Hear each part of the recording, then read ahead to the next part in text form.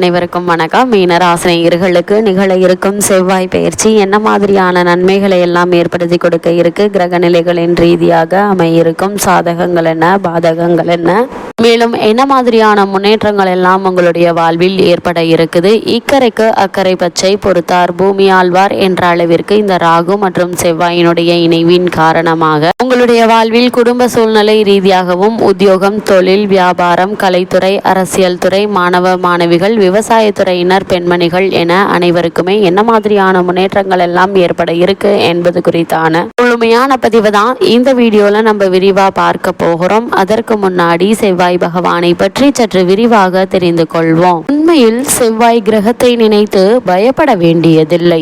முதலில் செவ்வாய் யார் என்பதை நாம் தெரிந்து கொள்வோம். செவ்வாய் தோஷம் என்றதும் நிறைய பேர் பயப்பட்டு விடுகிறார்கள். செவ்வாய் தோஷம் படாத பாடுபடுத்திவிடும் என்ற உணர்வே அதற்கு காரணமாக அமைகிறது. உண்மையில் செவ்வாயை நினைத்து பயப்பட வேண்டியதில்லை. முதலில் செவ்வாய் யார் என்பதை நாம் தெரிந்து கொள்வோம். சப்த ரிஷிகளில் மொத்தம் 7 பேர். இந்த சப்த ரிஷிகளை பிரம்மா படைத்தார். இவர்கள் மரிஷி, புலஸ்தியர், அத்திரி, பிருகு, ஆக்ரீஷர், புலகர், வசிஷ்டர் ஆகியவர் ஆவர். இதில் வசிஷ்ட மகாரிஷியின் புதல்வர் பரத்வாச முனிவர். பரத்வாஜ் முனிவர் ராமகதையில் இடம்பெற்றவர். ராமபிரான் சீதாதேவியுடன் வனவாசம் சென்ற 14 ஆண்டுகளில் கானகத்தில் அவரை வரவேற்று உபசரித்தவர் பரத்வாச முனிவர். இந்த பரத்வாச முனிவர் அவரிடம்தான் அடங்காத பசிக்கு அறுசுவை உணவளிக்கும் அமுத பசு காமதேனு இருந்தது. இவர் நர்மதை ஆற்றங்கரையில் ஆசிரமம் அமைத்து தவக்கோலம் பூண்டு தவம் இயற்றியவர். தான் கற்ற சகல சாஸ்திர வேதங்களையும், வில்வித்தை, அஸ்திர பிரயோகம் போன்ற கலைகளையும் அவரை தேடி வந்தவர்களை சீடர்களாக கொண்டு கற்றுக் கொடுத்து வந்தாரு. ஒரு நாள் அதிகாலை பிரம்ம முகூர்த்த நேரமான 4:30 மணிக்கு காலை கடன் முடித்து நீராட நர்மதை ஆற்றுக்கு சென்றார் பரத்வாஜ முனிவர். அங்கே அந்த வேளையில் அழகு மிகுந்த தேவலோக கன்னிகை நீராடி கொண்டிருப்பதை கண்டார் பரத்வாஜர்.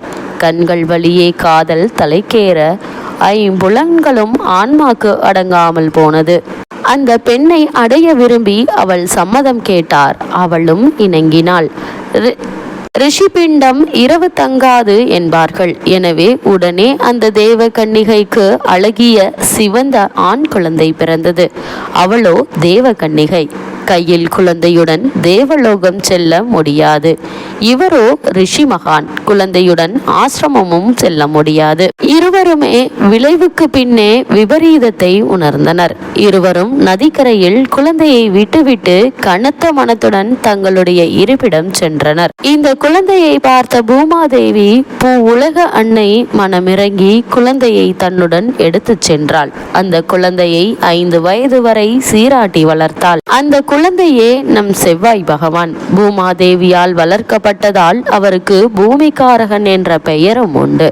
வயது 5 ஆனதும் பூமிக்காரகன் தம் தந்தை யார் என பூமாதேவியிடம் கேட்டார். பூமாதேவியும் அவனின் கதையை கூறி குழந்தையை அழைத்து சென்று அவருடைய தந்தையான பரத்வாச முனிவரிடம் ஒப்படைத்தாள் பூமாதேவி. பரத்வாசரும் தன் மகனை மகிழ்வுடன் ஏற்றுக்கொண்டார். அந்த குழந்தைக்கு செவ்வாய் என பெயர் சூட்டினார். தந்தையாக இருந்து அறிவுடன் வளர்த்தார். ஆசானாக இருந்து வித்தைகள் பல கற்றுக் கொடுத்தார். செவ்வாய் பகவானும் நாள்தோறும் கல்வி பயிற்சி, வில்வித்தை, போர் பயிற்சி என வீர கலை பலவும் கற்று வீராதி வீரனாக விளங்கினார். ஆகவே அவர் வீரபத்ரர் எனவும் அழைப்பதுண்டு.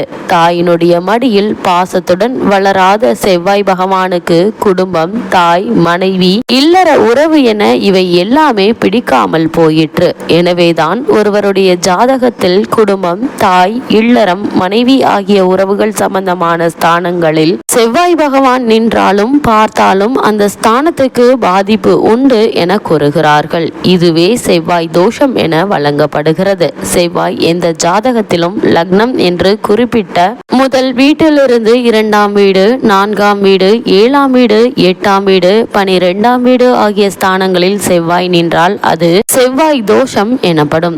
இதேபோல் சந்திரன் நின்ற இடத்திலிருந்து 2, 4, 7, 8 மற்றும் 12 ஆகிய இடங்களில் செவ்வாய் நிற்பது செவ்வாய் தோஷம் எனப்படும். சில ஜாதகங்களில் செவ்வாய் தோஷம் சிறிதளவே இருக்கும். அதற்கு செவ்வாய்க்கிழமைகளில் உபவாசம் இருப்பதும், கோவிலுக்கு சென்று செவ்வாய் தோறும் தீபமேற்றி வருவதும், செவ்வாய்க்கிழமை ஒன்றில் கங்கை நதியில் நீராடுவதும், பவளம் மோதிரம் அணிவதும் சிறந்த பரிகாரங்களாக அமைகின்றன.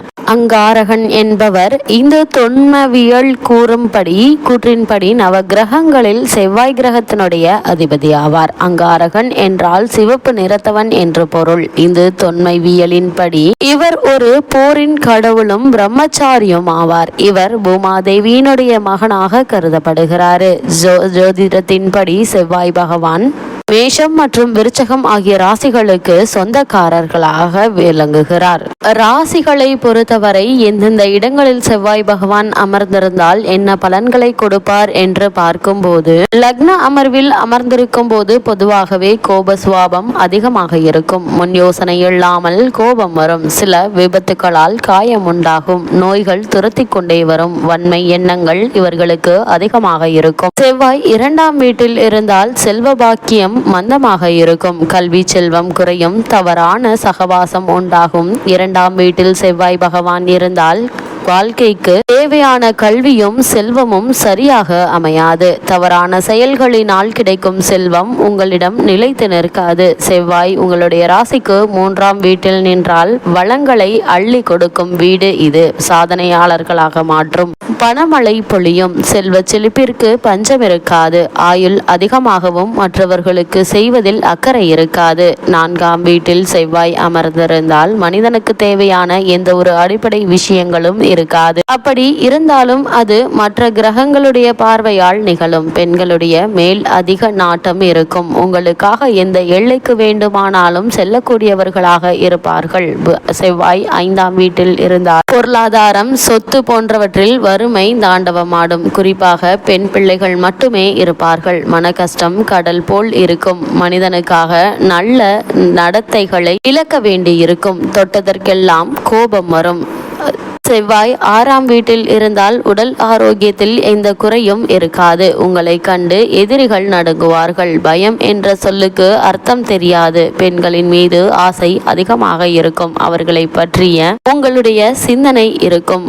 செவ்வாய் 7ஆம் வீட்டில் இருந்தால் நீங்கள் செய்யும் காரியங்கள் நியாய தர்மம் இருக்காது. சில நேரங்களில் பல நல்ல கிரகங்களுடைய பார்வையால் இந்த செயல் மாற்றம் அடையும். கணவன் மனைவி பிரச்சனை, நோய் பிரச்சனை, செல்லும் இடமெல்லாம் சண்டை என பிரச்சனைகள் புடைசூழ இருக்கும். செவ்வாய் 7ஆம் 8ஆம் வீட்டில் இருந்தால் உள்ளம் சொல்வதை உடல் கேட்காது. உடல் சொல்வதை உள்ளம் கேட்காது. கஷ்டப்பட்டு போராடி சொத்துக்கள் வாங்க வேண்டியிருக்கும். நியாய தர்மத்திற்கு வேலை இல்லாமல் இருக்கும். செவ்வாய் 9ஆம் வீட்டில் இருந்தால் பெற்றோர்கள் மீது பற்று இருக்காது. பாசத்தை பற்றி கூறவே தேவையில்லை. சுத்தமாக இருக்காது. அதிரடியான எண்ணம் கொண்ட ஆடவனாக ஆளாக இருப்பார்கள். அதேபோல் செவ்வாய் 10ஆம் வீட்டில் இருந்தால் செவ்வாய் பகவான் 10ஆம் வீட்டில் அமர்ந்தால் நன்மைகளுக்கு பஞ்சம் இருக்காது. கூடவே குரு பகவானும் சேர்ந்து விட்டால் செல்வ செழிப்பில் குறை இருக்காது. செவ்வாய் 11ஆம் வீட்டில் இருந்தால் திடீரென நற்செய்திகள் உங்களை தேடி வரும். லாபம் தரக்கூடிய சம்பவங்கள் நடக்கும். சிம்மம், கடகம் போன்ற ராசிகளுக்கு 11ஆவது இடத்தில் செவ்வாய் இருந்தால் உங்களுக்கு அதீத பலன்கள் கிடைக்கும். செவ்வாய் 12ஆம் வீட்டில் இருந்தால் உடல் நலத்தில் குறைபாடு ஏற்படும். பயணங்கள் அலைச்சலை ஏற்படுத்தி மன உளைச்சலை உண்டாக்கும். அவ்வப்போது பொருளாதார ரீதியான பிரச்சனைகள் ஏற்படுவதற்கான வாய்ப்புகள் உண்டு. இவ்வளவு மேன்மைகளை கொண்ட செவ்வாய் பகவான் இவ்வளவு நாட்களாக கும்பராசியில் சனி பகவானோடு இணைந்து ஏகப்பட்ட இன்னல்களை ஏற்படுத்தி வந்தாரு. தற்போது செவ்வாய் சனி பகவானை விட்டு விலகி மீன ராசியில், அதாவது உங்களுடைய ஜென்ம ராசியில் சஞ்சரித்து கொண்டிருக்கும் ராகுவோடு இணைந்து சஞ்சரிக்க இருக்காருங்க. இதன் காரணமாக உங்களுடைய வாழ்வில் மேலும் என்ன மாதிரியான சூழ்நிலைகளை நீங்கள் சந்திக்க நேரிடும் என்று பார்க்கும்போது, இந்த செவ்வாய் மற்றும் ராகுவினுடைய இணைவு உங்களுடைய ராசிப்படி ஜென்ம ராசியில் நடக்குதுங்க. வேத ஜோதிடத்தின்படி ஒரு நபருடைய ஜாதகத்தில் ஜென்மஸ்தானத்தில் ராகு மற்றும் செவ்வாய் இருப்பதால் அவர்கள் ஆக்ரோஷமானவர்களாகவும் பேராசை கொண்டவர்களாகவும் எளிதில் கோபப்படக்கூடியவர்களாகவும் இருப்பதற்கான வாய்ப்புகள் அதிகம் இருக்குதுங்க. அது மட்டும் இல்லாம இந்த கலவையானது ஒரு பெரிய ஈகோ மற்றும் சுயநலமான செயல்பாட்டிற்கு வழிவகுக்கும். வழிவகுக்குங்க. இது அவர்களுடைய கூட்டாளிகளை வருத்தப்படுத்தலாங்க. அது மட்டும் இல்லாம குடும்பத்தாரையும் கூட வருத்தப்படுத்துவதற்கான வாய்ப்புகள் அதிகம் இருக்குது. தொந்தரவு செய்வதற்கான வாய்ப்புகளும் அதிகம் இருக்குதுங்க. மேலும் அவர்கள் குறுகிய காதல் உறவுகளை கொண்டிருக்கலாம் என்பதையும் கிரகநிலைகள் அறிவுறுத்துதுங்க. இந்த காலகட்டத்தை பொறுத்த வரைக்கும் மீனராசினியர்களுக்கு இந்த ராகு மற்றும் செவ்வாயினுடைய இணைவு மேலும் என்ன மாதிரியான சூழ்நிலைகளை ஏற்படுத்தி கொடுக்க இருக்கு என்று பார்க்கும்போது, ராசிநாதன் குரு 2ஆம் இடத்தில் இருக்கிறாருங்க. சுக்கிரன் நல்ல முறையில் சஞ்சரிக்கிறாரு. இதனால் மீனராசினியர்களுக்கு இந்த காலகட்டங்கள்ல வருமானம் என்பது நல்லபடியாகவே இருக்குங்க. குருவினுடைய பார்வை உங்களுடைய தொழில் ராசிக்கு கிடைப்பதால தொழிலில் நல்ல முறையில் நடைபெறுங்க. இந்த தொழிலில் நல்ல ஒரு லாபமும் கிடைப்பதற்கான வாய்ப்புகள் அதிகம் இருக்குது. லாபம் அதிகரிக்கும் பட்சத்துல பழைய கடன்களை அடைத்து நிம்மதி பெறக்கூடிய ஒரு தருணமாகவும் இந்த ராகு மற்றும் செவ்வாயினுடைய இணைவு அமைஞ்சிருக்குதுங்க. மீனராசினியர்களை பொறுத்த வரைக்கும் 6, 8 ராசிகளை ராசிநாதன் பார்ப்பதால் வருகின்ற துன்பங்கள் சற்று குறைவாகவே இருக்குங்க. மேலதிகாரிகளை அனுசரித்து நடந்து கொள்ள வேண்டும். அது மட்டும் இல்லாமல் இந்த தருணங்களை பொறுத்த வரைக்கும் தான் சொல்வதுதான் சரி என்ற வாக்குவாதம் செய்யாமல் பாஸ் இஸ் த ரைட் என்ற கொள்கையை பின்பற்றுவது மீனராசினியர்களுக்கு மிகவும் நல்லது. சுப நிகழ்ச்சிகள் கைகூடுவதற்கான வாய்ப்புகள் அதிகம் இருக்குதுங்க. குடும்பத்தில் ஒற்றுமை நிலவக்கூடிய ஒரு தருணமாகவும் இக்காலகட்டம் அமைஞ்சிருக்குது என்பதை கிரகங்களுடைய சஞ்சார நிலைகள் தெளிவாகவும் உறுதியாகவும் எடுத்துக்காட்டுது. மீனராசினியர்கள் மேலும் என்ன மாதிரியான விஷயங்கள்ல நீங்கள் கவனமாக இருக்க வேண்டும் என்று பார்க்கும்போது, வேலை சுமை அதிகரிக்குங்க. யாரிடமும் நம்பி பணத்தை ஏமாற வேண்டாங்க. சிலருக்கு இடமாற்றம் உண்டுங்க. வெளியூர் பயணங்களின் போது மிகவும் எச்சரிக்கையோடு இருக்க வேண்டுங்க. குறிப்பாக உங்களுடைய பொருட்களை பத்திரமாக வைத்துக் கொள்ளுங்க. 12இல் செவ்வாய் இருப்பதால சகோதர உறவுகளை மிகவும் நிதானமாக கையாளுவது அவசியங்க. தேவையற்ற பேச்சுக்களை பேசி உறவுகளிடமும் சகோதரர்களிடமும் பகையை ஏற்படுத்தி கொள்ள வேண்டாம் என்பதை கிரகநிலைகள் மீண்டும் மீண்டும் உங்களுக்கு அறிவுறுத்துது. மீனராசினியர்களை பொறுத்த வரைக்கும் 7.5 சனி நடந்து கொண்டுள்ள இக்காலகட்டங்களில் சுப காரியம் குறிப்பாக திருமணம் சம்பந்தமான முயற்சிகள்ல ஈடுபட வேண்டாங்க. 7.5 சனி காலம் முடியும் தருணத்தில் சுபகாரிய பேச்சுக்களை மேற்கொள்ளும் போது நல்ல ஒரு முன்னேற்றம் ஏற்படுங்க. மீனராசினியர்களுக்கு கிரகநிலைகளின் ரீதியாக கூறப்படும் பரிகாரம் என்ன என்று பார்க்கும்போது, குல தெய்வத்தை வணங்குங்க. குடும்பம் செழிக்கும். ஞாயிற்றுக்கிழமை நாக பிரதிஷ்டை செய்யப்பட்டிருக்கும் இடத்தில் விளக்கேற்றி வாருங்கள். எண்ணற்ற நன்மைகள் உங்களுடைய வாழ்வில் ஏற்படும்.